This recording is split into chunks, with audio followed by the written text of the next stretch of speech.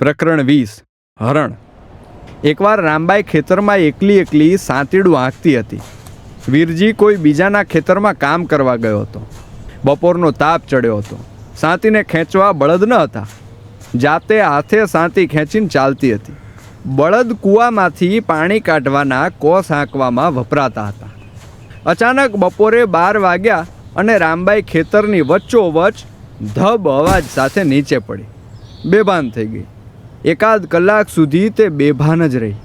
ઉપર કાળો તાપ, નીચે ખેતરના ગરમ ઢેફા. 3-4 ખેતર દૂર વીરજીનો દોસ્ત પૂંજો અને તેની પત્ની શાંતા બપોરનું ભાત ખોલીને ખાઈ રહ્યા હતા. શાંતાને દૂર ખેતર વચ્ચે હરણ સૂતું હોય એવું લાગ્યું, જે હકીકતમાં બેભાન રામબાઈ હતી. તેમણે બંનેએ ખેતર વચ્ચે પડી ગયેલા હરણની વાતો કરી અને જમી લીધું. જમીને જ્યારે શાંતા હાથ ધોવા ઊભી થઈ ત્યારે ખબર પડી કે એ હરણ નથી, રામબાઈની ગાગરીમાં રહેલા આભલા તડકામાં ચમકતા હતા. શાંતા પાણીનું મટકું લઈને દોડી રામબાઈ પાસે હાંફતી પહોંચી રામબાઈના તડકે દાજેલા અને પરસેવાથી ભરેલા ચહેરા પર પાણી છાંટ્યું. રામબાઈ જાગી. ખેતરના ખૂણે પીપરના વૃક્ષ નીચે રામબાઈને લઈ જઈને શાંતાએ પૂછ્યું ત્યારે ખબર પડી કે રામબાઈને લોહી નીકળ્યા હતા. માસિક ધર્મ હતો. પહેલીવાર આવું થયું હતું. શરીરમાંથી એટલું બધું ખરાબ લોહી વહી ગયેલું કે ડર અને અશક્તિને લીધે ભાન જતું રહ્યું હતું.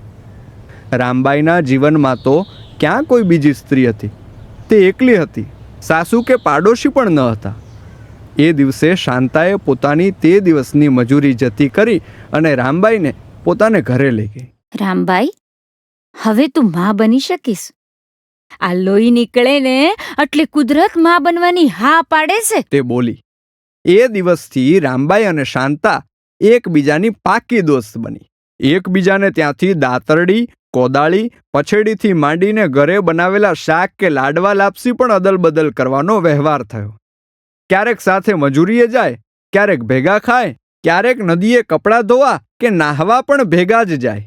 વીરજીને પહેલાં તો ગામમાં કોઈ પણ દોસ્ત ન હતા, પરંતુ જ્યારથી પૂંજા સાથે ઘર જેવા વ્યવહાર થયા અને દોસ્તી ગાઢ થઈ, પૂંજાના દોસ્ત પણ વીરજીના દોસ્ત બન્યા.